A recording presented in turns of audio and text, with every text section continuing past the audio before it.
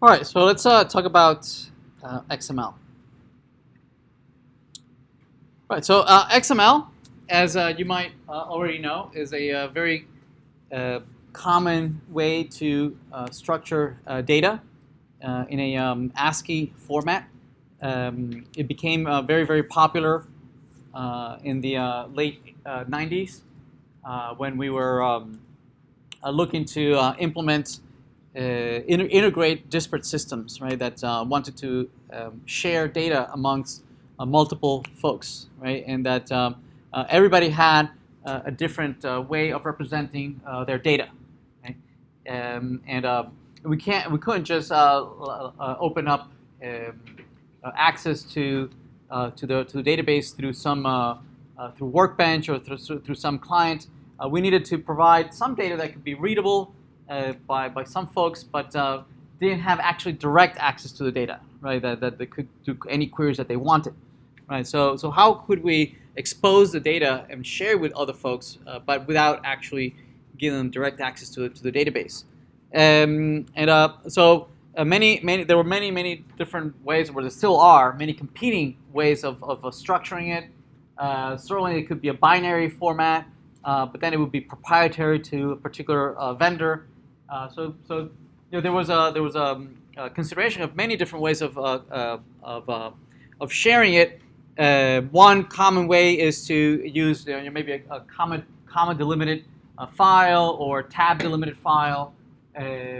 Although you lose a lot of the metadata on perhaps some of the data types of the fields, some validation,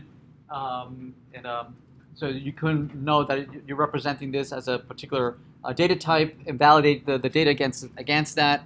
Also, it's flat. There's no way to represent any hierarchies, any particular structure, or any relationship between the data, or references between one part of the data and some other part of the data in the other document. So there are lots and lots of limitations with a comma-separated file. Instead, we were looking for a representation that would rival, the representations that you could achieve using just SQL and tables and capturing the relationship between the data and having references and whatnot.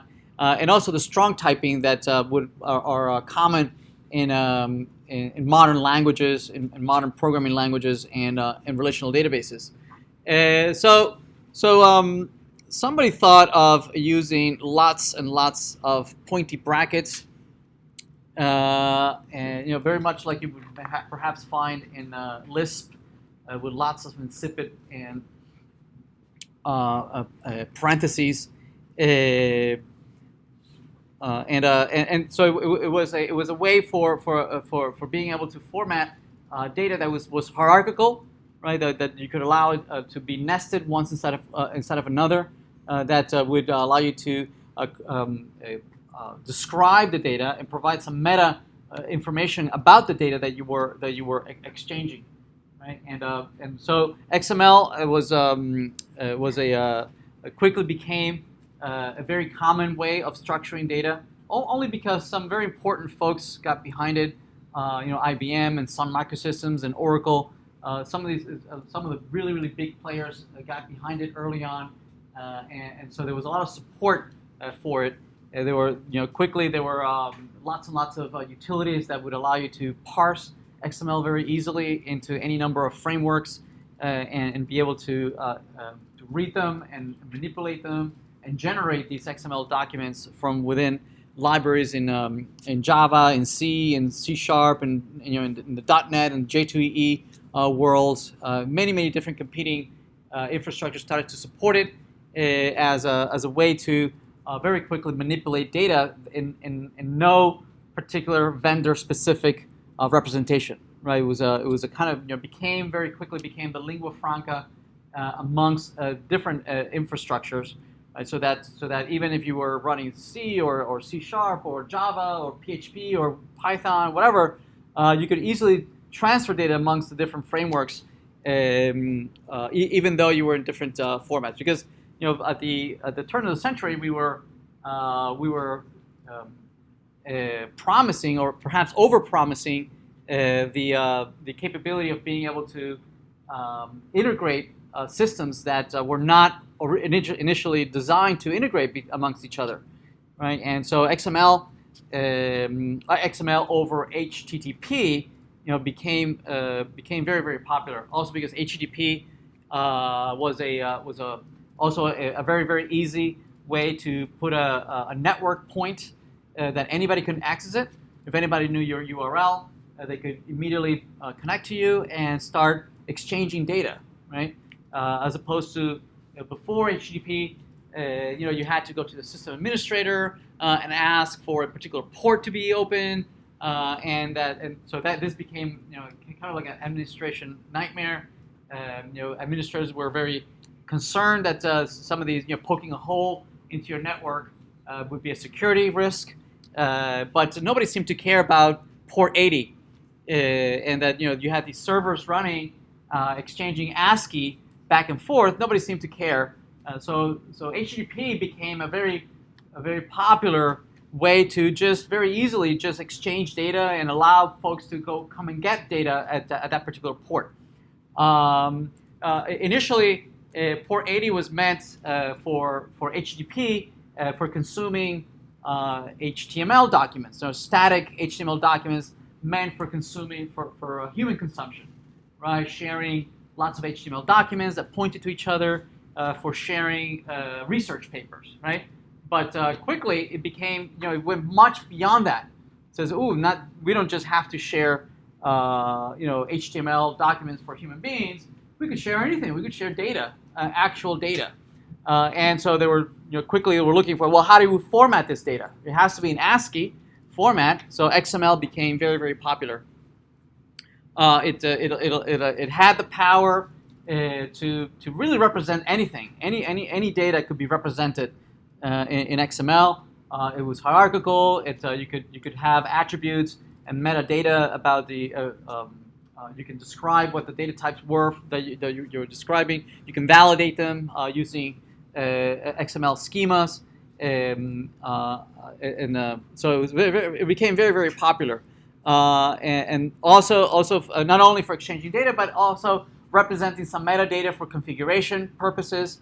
It quickly became very popular to have all the properties files and all the configuration of servers and whatnot written in XML. Right. So, for instance, you've seen quite a few of these. Persistence.xml is one of them, but there's tons of them. Web.xml in the webinf directory. There's tons of configuration files today that used to be maybe .properties files or .ini files, right? That quickly became converted into their XML counterparts. Anyway, so this is an example of what it might look like. As I'm sure you're well aware, the XML is written in terms of elements.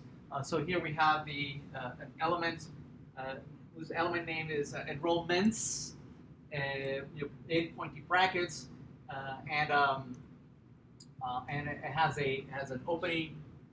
So an element is represented in ASCII by an opening tag and a closing tag, and we say that, and it has exactly the same name, same spelling. The only thing here is we have a closing slash, and anything in between the opening and closing tags, you have in the body of the elements. So the element has an element name, it has some attributes, it could have many attributes, and it can have an optional body inside, right, where that you can nest even further elements.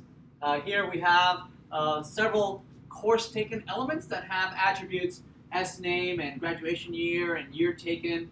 So the data in this course taken is represented in its attributes, whereas the data of the enrollments element is in the body, right? And you can have a mixture of both, of data, some data represented in attributes and some data represented in the body. Notice that these elements here don't have a closing tag, right? They don't have a body, right? So the body is optional. So here we have the closing slash at the end. which is where the element is both the opening and closing tag, right? So there's no body in there. So you represent it with a slash at the end of the closing greater than sign. Now some of this, so bracketed tags, attributes. Now some of this data, notice that we might have some data that is redundant here, that is being repeated over and over. Like for instance, all these students seem to have all graduated in the year 2009, right? So perhaps you might consider this to be a redundant or a denormalized layout, right, or a schema that allows for redundancy. So you have the risk of inconsistency, right? That if this is supposed to be all the 2009 students, right, this particular representation that I've chosen here would allow me to inadvertently modify one of the graduation year here, right, and change it inadvertently to 2010, and then this data would make no sense, right? This was supposed to be all the graduation year 2009, right? So this is a denormalized representation. So XML suffers from the same exact risks that a normal relational database would suffer, right? So you have exactly the same challenges and concerns, right? That you want to make sure that your data is normalized, right? That you don't have any redundancy. So for instance, one way to denormalize this is that since this needs to be captured, that it's only one piece of information, perhaps it should not be repeated over and over in each record, right? So instead, we might instead grab that and bring that to a higher context, and maybe just declare it only once in the parent element as grad year 2009. So now this is a more normalized schema than what we had earlier. Okay, and a common question in a quiz or an exam might be, here's a representation, is it normalized? Please normalize it, right, to eliminate redundancy and whatnot. All right, so this kind of captures exactly the same information, but it's more normalized and we have no redundancy. Yes. Also, there might be many alternative ways of capturing data, right? So some of them might be more hierarchical, right? Some of them might be flatter, right? And that's the same questions and the same kind of questions that you ask yourself when you are implementing tables, and you ask yourself, well, should these tables be split, right, and then joined by foreign key, primary key, right? And the idea would be that I want to break it up to normalize it, right, because I don't want to have redundancy. So same thing here, right? Do I want to capture it just in a single tag, right, or should I have it represented as multiple nested tags, right? Should this be very hierarchical and deep, or should this be flat, right, and shallow? Okay. So here's a particular representation that's fairly normalized. We have graduating students at the top as a root element, and then you have multiple students in here, presumably multiple instances of student, and there you have student name, graduation year, courses, and then a list of courses for that particular student. Okay, so you might have multiple students. So here's another one. Here's the end. Again, there's 3 courses that Ian was enrolled in, and a list of students. So there might be multiple students under the graduating students. Make sense? Since it's a hierarchical, we also note that there's a tree representation of an XML document.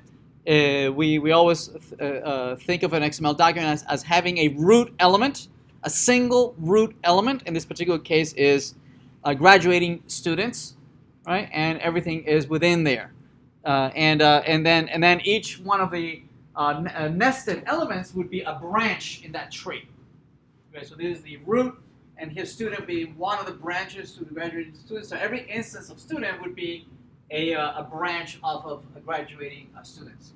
And then S name and graduating year and courses would be 3 branches of the students.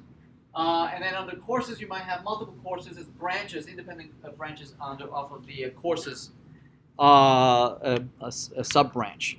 So this is a tree representation of the exact same document. Okay.